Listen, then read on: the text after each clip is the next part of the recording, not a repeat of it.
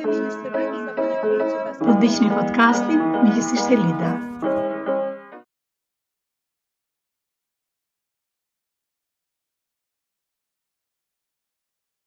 Përshëndetje dashur miq.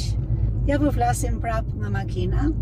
Disa prej jush më kanë shkruar, më kanë thënë Olit, miri thosh ato gjërat nga makina, shumë të pamenduara, po të thëna drejt për drejt. Edhe unë thash, okay, sa po dal nga një takim, që kam pas me janë një çift që punojnë bashkë, edhe pyetja e tyre ishte, ne po ecim mirë tashmë, kështu që duam patjetër të punësojmë dhe dikë tjetër, duhet punësojmë 2 ose 3 persona.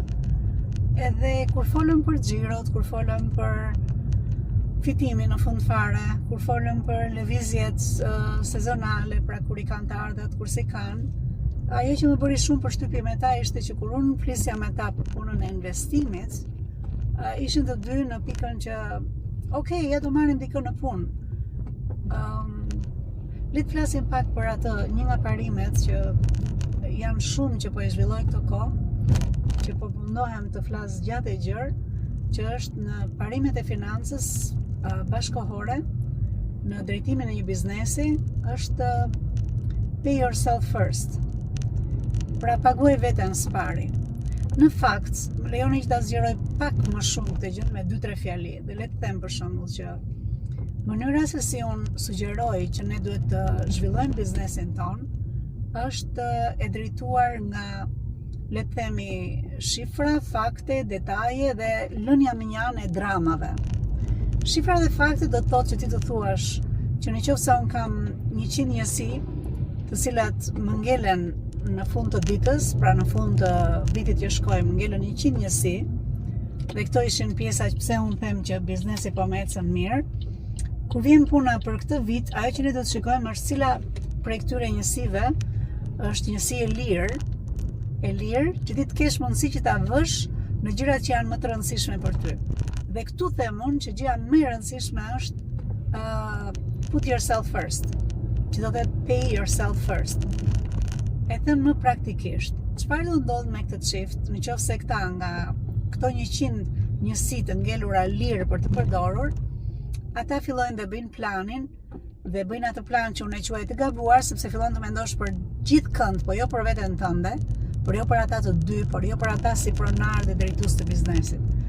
Dhe mënyra e tyre, jo mënyra për të vënë veten të parin, të vënë pronarin të parin, por mënyra për të vënë të tjerë të paret është kjo. Okay, duke bërë llogarinë e thjesht fare në tavolinë dhe duke thënë okay, kam kaq lek dhe nga këto janë kaq rroga që të paguaj, apo këto janë shpenzimet e tjera që të paguaj, kaq është taksa, kaq është qiraja, kaq është kjo, kaq është ajo.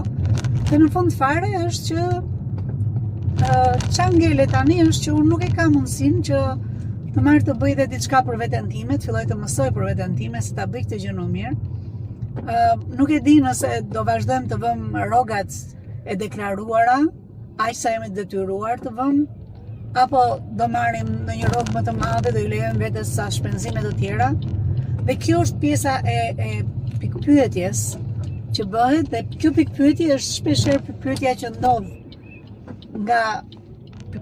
ndodh nga shumica. Pra nëse ti do nisesh të flasësh për këto tjetër kur bën buxhetet dhe nuk je nisur nga pay yourself first, unë mendoj që këtu është e gabuar. Cila do të ishte këshilla praktike për këtë çift? Çfarë unë sugjerova? Është kjo. E para fare një, cilat janë objektivat që ke këtë vit? Cili është objektivi yt, synimi yt kryesor? A është konsolidim në biznes? A është zgjerim? A është marrja e frutave, sepse na duhet këtë vit kemi 3-4 gjëra që duhet patjetër të investojmë tek shtëpia dhe etj, duhet marrim frutat me një fjalë, apo është pra pjesa e cilës strategjie dhe këtë i vendos ti si pronar vendos çfarë do të kesh objektivin për këtë vit. Dhe mund të jetë pjesë e një planifikimi 10 vjeçar, mund të jetë pjesë e një planifikimi 5 vjeçar, mund të jetë pjesë e një dëshire që ke bërë në tavolinën e bukës kur je burrë grua aty, por duhet të jetë pjesë e një planifikimi të madh.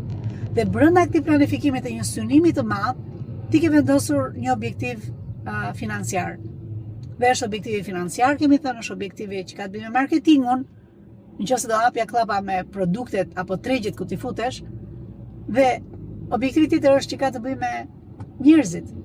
Me njerëzit që do të thotë me personat me cilët i punon, që bashkëpunon, ka të bëjë me klientelën, njerëzit me të cilët i bashkëpunon dhe fiton, që janë klientela jote, dhe komuniteti në cilën ti vepron, ekosistemi ku ti vepron. Pra, në këto 3 objektiva, ti fillon me objektivin e parë, që ishte objektivi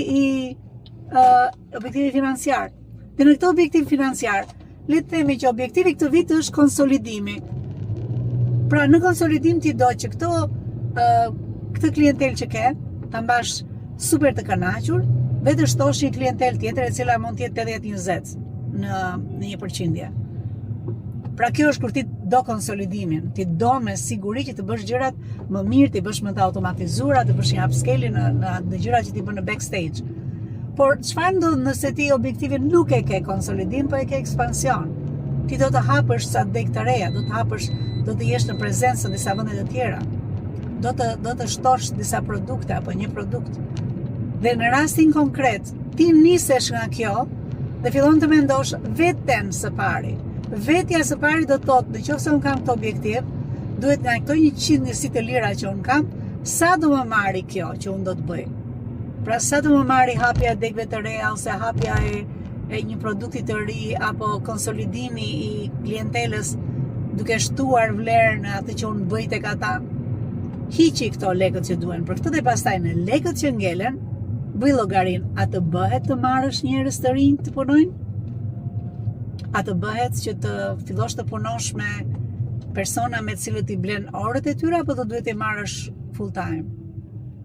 A të bëhet që kjo gjë të ndodh që në 16 orën e parë, apo të dytin, apo të tretin? Por së pari, ti ke vendosur veten tënde së pari. Veten tënde do me thënë ti ke vendosur biznesin tënd, sepse duke bërë këtë investim atje ti e di që vitin tjetër, ai 100 njësishi i një leku të lirë për të përdorur, do të jetë më i lartë. Pra ti ke menduar së pari për veten tënde. Cila është forma e gabuar nëse ti thua shiko, nëse do më duhet të marr edhe 2 staf tjetër apo 3 staf tjetër, do duhet të paguaj qiran, do paguaj ata, do paguaj taksat që kam.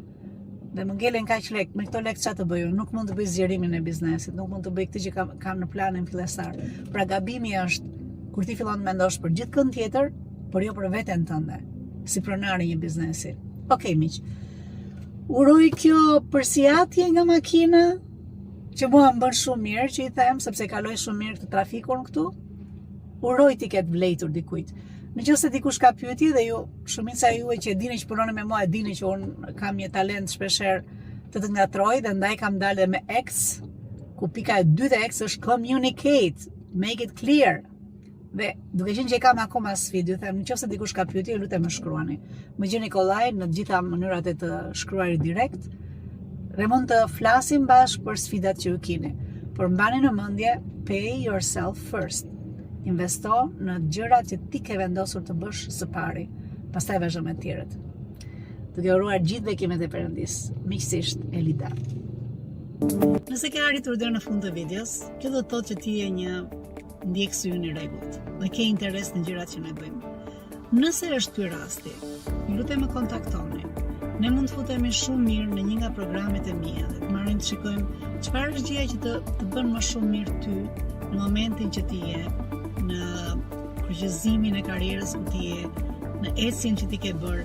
Dhe jam e bindur që ti mund të bashkohesh një armate të madhe njerëzish të suksesshëm me të cilët ne punojmë. Prej të cilëve ne në mënyrë të vazhdueshme secili nga ne mëson, por jo vetëm kaq. Krijojmë një network, krijojmë një rrjetëzim që është i jashtëzakonshëm.